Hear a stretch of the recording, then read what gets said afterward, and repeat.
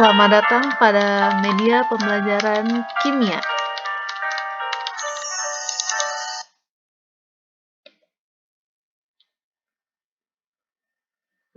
Sebelum kita melanjutkan pembelajaran, ada baiknya untuk mengisi daftar hadir pada Google Classroom.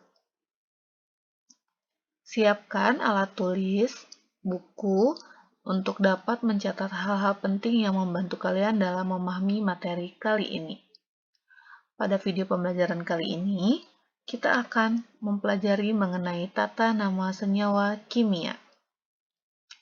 Setelah menyaksikan video pembelajaran ini, diharapkan peserta didik mampu menjelaskan tata nama senyawa kimia dan peserta didik dapat menerapkan aturan pemberian nama senyawa kimia. Baik, kita lanjut saja pada video pembelajaran kali ini. Pada situasi kali ini, pembelajaran dilakukan dengan jarak jauh, yaitu dengan media salah satunya adalah telepon genggam atau handphone. Saat ini, handphone makin berkembang hingga memiliki kemampuan seperti komputer.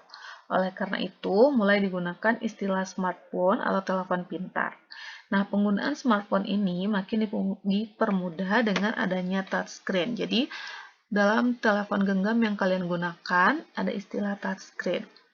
Touchscreen terbuat dari lapisan tipis yang bersifat transparan sekaligus memiliki daya konduktivitas yang tinggi. Nah, salah satu bahan yang sesuai digunakan sebagai touchscreen adalah senyawa IN2O3, di mana konduktivitas IN2O3 ini dapat ditingkatkan dengan penambahan SNO2. Nah, ada penelitian yang menyebutkan bahwa kisi kristal Rubik IN2O3 memiliki ruang-ruang kosong yang dapat diisi dengan atom Sn dan O, di mana kristal tersebut disebut indium tin oxide atau ITO atau indium timah oksida. Nah, apa sebenarnya nama penyebutan untuk IN2O3 dan SNO2 tersebut? Bagaimanakah cara penamaan dari senyawa kimia? Adakah aturan dari penamaan untuk setiap senyawa kimia? Nah, benda-benda di sekitar kita juga banyak sekali yang tidak luput dari kimia. Kemudian kalian juga pasti banyak menemukan senyawa-senyawa, baik itu dalam makanan, minuman, peralatan rumah tangga, obat-obatan, atau di dalam tubuh kita pasti ada senyawa-senyawa kimia. Seiring dengan penelitian, jenis senyawa semakin bertambah dengan penemuan adanya unsur-unsur baru. Nah, untuk menyamakan nama senyawa tersebutlah, maka diperlukan suatu sistem penamaan yang teratur dan mudah. Nah, penamaan senyawa itu diatur oleh badan internasional, yaitu UPAC, di mana UPAC ini merupakan badan yang bernaung di bawah UNESCO PBB. Nah, bagaimana untuk penamaan dari senyawa-senyawa kimia tersebut? Penamaan senyawa kimia tersebut akan kita pelajari pada kali ini. Nah, terkait tata nama senyawa kimia, ada beberapa tata nama untuk beberapa senyawa-senyawa kimia. Yang pertama ada tata nama senyawa biner, tata nama senyawa poliatom, tata nama senyawa asam, senyawa basa, tata nama oksida, tata nama senyawa hidrat, dan beberapa senyawa kimia di sekitar kita. Nah, pada video kali ini kita akan fokus membahas mengenai tata nama senyawa biner. Nah, berdasarkan namanya biner, berarti yang akan kita pelajari adalah senyawa yang terdiri dari dua unsur saja. Biner artinya terdiri dari dua unsur. Sebelumnya kalian sudah mengetahui unsur-unsur kimia. Kalau kalian masih belum mengetahui banyak unsur kimia, kalian bisa memperhatikan sistem predik unsur yang kalian miliki. Baik, kita akan membahas mengenai tata nama senyawa biner.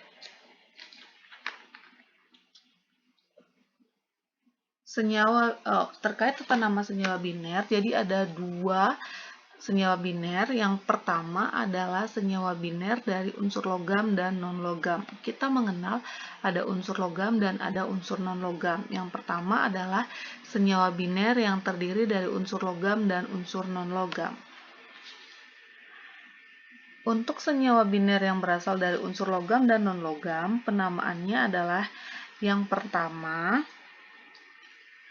unsur yang berada di depan adalah unsur logam sebagai kation. Kalian ingat kation adalah ion positif. Kemudian unsur logam ini atau unsur yang berada di depan ini diberi nama sesuai dengan nama unsur tersebut.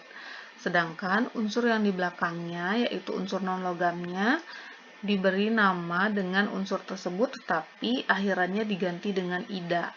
Jadi senyawa biner yang terdiri dari unsur logam dan non-logam, penamaannya diawali dengan unsur logam, diikuti dengan unsur non-logamnya, dan akhirannya adalah ida. Nah, contoh dari senyawa biner yang terdiri dari unsur logam dan non-logam adalah senyawa LiF. Li adalah termasuk unsur logam dan F adalah unsur non-logam. Jadi senyawa ini terdiri dari unsur logam dan unsur non-logam. Kemudian penamaannya dimulai dari unsur logam, diikuti unsur non-logam, dan akhirannya adalah ida. Nah, unsur logam ini adalah litium, kemudian unsur non-logamnya adalah fluor. Sehingga penamaannya adalah nama pertamanya disebut dengan nama unsurnya yaitu litium, kemudian nama belakangnya akhirannya diberi ida. Sehingga tadi F di sini adalah fluor ditambah dengan ida sehingga namanya litium fluorida.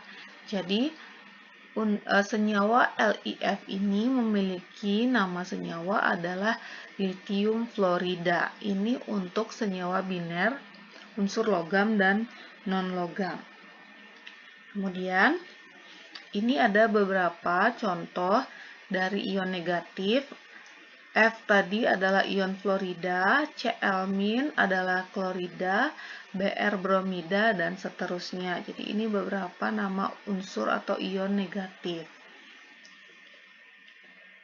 Nah, penyebutan senyawa dari unsur logam yang memiliki lebih dari satu bilangan oksidasi, nanti penamaannya disertai dengan muatannya dalam angka Romawi. Kemudian baru diikuti dengan unsur anion. Nah, angka Romawi ditulis dalam tanda kurung. Selain penamaan dengan cara yang pertama tadi, untuk senyawa biner yang terdiri dari unsur logam dan non-logam bisa juga dengan menyebutkan bilangan oksidasinya. Sebelumnya kita sudah mempelajari mengenai bilangan oksidasi. Nah, contohnya adalah di sini ada senyawa FeCl2 dan FeCl3. Nah, dalam senyawa FeCl2 ini kalian ketahui Cl biloxnya adalah -1 karena ada 2 maka di sini -2 sehingga Fe-nya adalah +2. Nah, karena di sini bilox Fe ada +2 dan ada +3 sehingga unsur logam ini memiliki lebih dari satu bilangan oksidasi sehingga penamaannya adalah dengan seperti ini, yaitu menuliskan bilangan oksidasinya dengan tanda kurung. Sehingga penamaan untuk unsur yang pertama yaitu untuk senyawa FeCl2 adalah besi 2 klorida karena Fe di sini memiliki bilangan oksidasi sama dengan 2, maka besi 2 klorida. Sedangkan pada senyawa FeCl3 adalah besi 3 klorida. 2 dan 3 ini menunjukkan bilangan oksidasi pada unsur logam dalam senyawa. Jadi penamaan untuk senyawa biner unsur logam dan non-logam bisa juga dengan cara mengikut sertakan bilangan oksidasinya. Jadi ini beberapa contoh dari ion-ion dengan bilangan dengan nama dan disertai bilangan oksidasinya. Misalnya adalah ion raksa 2+. Jadi di sini ion raksa dalam kurung 2. Kemudian Cr2 plus biloxnya adalah sama dengan plus 2, maka di sini adalah ion krom 2. Krom juga bisa memiliki bilangan oksidasi plus 3, maka ion krom Romawi 3. Jadi seperti itu untuk beberapa, di sini ada beberapa unsur-unsur logam dengan bilangan oksidasinya, sehingga nanti penamaannya diikut sertakan bilangan oksidasinya. Jadi seperti itu.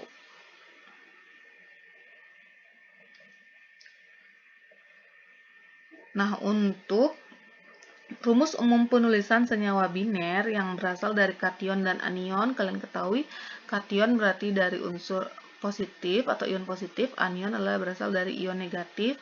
Nah, jika senyawa tersebut berasal dari ion positif dan ion negatif akan menjadi seperti ini, di mana AX plus ini adalah kation, BY- ini adalah anionnya. Nah, contohnya kita lihat ada senyawa yang berasal dari Ag plus dan Cl-. Ag plus dengan Cl- akan membentuk AgCl. Di sini X plus adalah 1 plus, Y- adalah 1 min, sehingga di sini X akan menjadi jumlah Cl dan Y akan menjadi jumlah Ag. Nah, kita lihat Mg2 plus dan 2Br min. Di sini Mg X-nya adalah 2, Br adalah Y-nya adalah 1. Sehingga senyawanya adalah Mg-nya adalah sebanyak Y, Y-nya di sini 1, Br-nya adalah sebanyak X, X-nya di sini adalah 2, sehingga menjadi MgBr2. Nah, ini adalah contoh cara menuliskan senyawa biner yang berasal dari kation dan anion. Jadi ini adalah rumus penulisan senyawanya. Nah, ada cara lain juga dalam penamaan senyawa biner yang berasal dari unsur logam dan non-logam. Penyebutan unsur logam yang memiliki bilangan oksidasi lebih dari 1 juga dapat dilakukan dengan cara yang pertama, unsur logam dengan bilangan oksidasi kecil diberi akhiran O, sedangkan unsur logam yang memiliki bilangan oksidasi lebih besar diberi akhiran I. Nah, contohnya adalah CuCl dan CuCl2. Di sini dalam senyawa CuCl ini, Cu memiliki bilok sama dengan plus 1, karena kita ketahui Cl memiliki bilok sama dengan min 1. Sedangkan Cu pada senyawa CuCl2 memiliki bilok sama dengan plus 2, sehingga tadi yang akhirannya lebih kecil diberi akhiran O. Di sini biloknya lebih kecil dibandingkan CuCl2, maka di sini Cu itu akhirannya menjadi kupro, sedangkan Cu dalam senyawa ini akhirannya menjadi kupri karena biloksnya lebih besar dibandingkan yang pertama, sehingga namanya adalah kuproklorida, sedangkan CuCl2 adalah kupriklorida. Nah, itu tadi tata nama senyawa biner yang berasal dari unsur logam dan unsur non-logam. Jadi tadi yang pertama adalah penamaannya, kalian bisa lihat dengan menyebutkan nama logamnya terlebih dahulu, diikuti nama non-logamnya, kemudian baru berakhiran ida. Kemudian ada penamaan yang menyertakan bilangan oksidasinya, ditulis dengan angka Romawi. Kemudian bisa juga dengan mengubah akhirannya menjadi O atau I. Itu tadi tentang tata nama senyawa biner yang berasal dari unsur logam dan unsur non-logam. Nah, selanjutnya adalah senyawa biner yang berasal dari unsur non-logam dengan unsur non-logam. Lalu bagaimanakah penulisan untuk rumus kimia senyawa yang terbentuk antar unsur non-logam? Kalau tadi unsur logam dengan non-logam, unsur pertama yang dituliskan adalah unsur logam.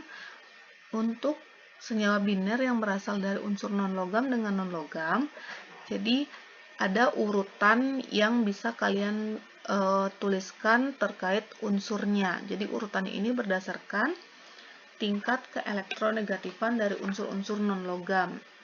Jadi ini ada tingkat dari yang terkecil hingga yang terbesar. Ini beberapa unsur non-logam, jadi urutannya dari B, Si, C, sampai dengan F. Sehingga penulisannya adalah diurutkan berdasarkan urutan tingkat keelektronegatifannya. Nah, contohnya adalah misalnya senyawa biner yang berasal dari unsur N dan H. Kita perhatikan di sini unsur N lebih kecil dibandingkan H, maka N ditulis terlebih dahulu.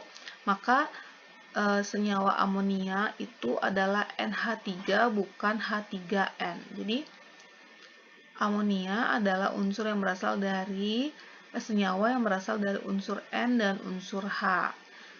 Penulisannya adalah NH3. Untuk air yang sering kalian temui dalam kehidupan sehari-hari memiliki senyawa H2O. Kita lihat di sini H adalah unsur non-logam, O juga unsur non-logam, urutannya adalah H lebih kecil dibandingkan O, maka penulisannya adalah H2O bukan OH2. Selanjutnya metana CH4 bukan H4C. Jadi untuk penulisan rumus kimia senyawa biner yang terbentuk dari unsur non-logam dengan unsur non-logam berdasarkan tingkat keelektronegatifan berikut. Kemudian bagaimana untuk aturan penamaan senyawanya? Nah, ini ada bentuk molekul dari senyawa-senyawa tadi ya. Selanjutnya adalah penamaannya. Aturan penamaan senyawa biner yang berasal dari unsur non-logam dan unsur non-logam. Nah, aturan penamaannya adalah nanti menggunakan angka Yunani yang menyatakan jumlah dari atom non-logam pertama, kemudian diikuti dengan nama unsur pertamanya. Selanjutnya diikuti dengan unsur non-logam kedua, dan tetap diakhiri dengan ida. Jadi diawali dengan menyebutkan jumlah dari atomnya, tetapi disebutkan dengan angka Yunani. Jadi angka Yunani itu ada mono untuk 1, di untuk 2, tri, 3, dan seterusnya. Jadi misalnya adalah, nah tapi catatannya awalan mono hanya dipakai pada unsur non-logam yang kedua. Nah, kita lihat contohnya. Contohnya adalah senyawa CO. Penamaannya adalah dimulai dari ini. Angka Yunani menyatakan jumlah atom non-logam pertama. Atom non-logam pertamanya adalah karbon. Jumlahnya adalah 1. Seharusnya kita tuliskan monokarbon, tetapi awalan mono tidak digunakan pada unsur pertama, sehingga unsur pertama yang jumlahnya 1 tidak perlu disebutkan mono, sehingga langsung saja dituliskan karbon. Diikuti dengan unsur yang kedua. Unsur yang kedua adalah oksigen. Akhirannya diganti dengan ida, sehingga menjadi oksida. Jumlah oksigennya ada 1, maka ditulis monoksida, sehingga namanya menjadi karbon monoksida. Oke, contoh yang kedua adalah unsur yang pertama adalah karbon, jumlahnya 1 tidak dituliskan, maka menjadi karbon. Kemudian unsur yang kedua adalah oksigen, akhirannya diganti ida menjadi oksida. Jumlahnya ada 2 dalam bahasa Yunani adalah di, sehingga menjadi dioksida. Dan CO2 adalah karbon dioksida. Oke, contoh satu lagi ada N2O5. Penulisannya adalah N di sini ada 2, maka di sini di. Kalau tadi di sini 1 tidak ditulis mono ya di awalinya. Dimulai dari 2 untuk unsur yang pertama. Di sini adalah di, kemudian N ini adalah nitrogen, maka menjadi dinitrogen. Di sini ada oksida lagi, oksidanya ada 5 menjadi penta. Dinitrogen pentaoksida untuk N2O5. Nah, jadi itu adalah aturan yang pertama untuk senyawa biner yang berasal dari non-logam dan non-logam. Itu dengan menyertakan angka Yunaninya Untuk non-logam pertama diikuti dengan namanya, selanjutnya adalah menyebutkan angka Yunani untuk non-logam kedua, dan akhirannya diganti dengan ida. Kemudian, tata nama senyawa biner antar unsur non-logam juga dapat ditulis dengan angka Romawi seperti senyawa biner senyawa biner untuk logam non-logam tadi. Nama unsur yang di depan disebutkan dahulu, diikuti dengan bilangan oksidasinya dalam angka Romawi juga. Kemudian angka Romawinya dikurung. Nah, contohnya adalah NO2. Kalau ini N dalam senyawa ini memiliki bilangan oksidasi sama dengan 4, maka bisa ditulis namanya dengan nitrogen 4 oksida. Nah, kalau kalian menggunakan bilangan oksidasi dalam penamaan, tidak perlu menyebutkan jumlah dari unsurnya seperti yang tadi. Kalau di sini kita menyebutkan jumlah dari unsurnya. Nah, kalau kita menggunakan penamaan dengan bilox, tidak perlu menyebutkan jumlah dari unsurnya.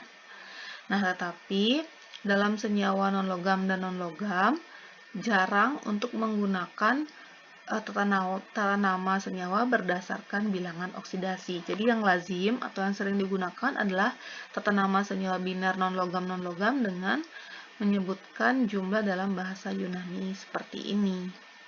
Ya. Nah, jadi itu tadi terkait tata nama senyawa biner. Diingat, senyawa biner berarti biner artinya dua, senyawa yang berasal dari dua unsur.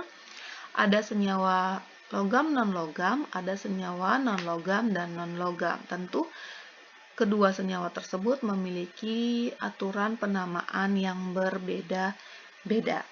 Jadi sekian tentang penjelasannya. Seperti biasa, untuk membantu kalian memahami penjelasan tadi, kalian bisa melengkapi dengan melakukan latihan pengerjaan soal. Jadi Ibu memiliki dua soal. Yang pertama adalah melengkapi tabel. Yang kedua adalah menuliskan rumus kimia dari senyawa berikut. Nah, yang pertama Ibu contohkan di sini ada senyawa yang berasal dari unsur pertamanya adalah Na, unsur keduanya adalah Br, sehingga dia membentuk NaBr. Nama senyawanya adalah natrium bromida. Nah, untuk yang kedua di sini Ibu belum menuliskan unsur pertama dan unsur keduanya, tapi senyawanya adalah Ki. Nah, kalau senyawa Ki, unsur pertamanya apa kira-kira? Unsur keduanya apa? Kalian tuliskan di sini. Kemudian nama senyawa dari Ki apa? Jadi, keempat ini dilengkapi dan nomor 2 dituliskan rumus kimia dari senyawa-senyawa ini. Nah, latihan ini kalian bisa kerjakan di buku catatan sembari melengkapi catatan terkait tata nama senyawa dan dikumpulkan pada Google Classroom. Nah, sekian terkait penjelasan video pembelajaran mengenai tata nama senyawa. Selanjutnya kita lanjutkan pembahasan pada WhatsApp group. Kalian bisa menanyakan hal-hal yang belum kalian pahami dalam video ini pada WhatsApp group.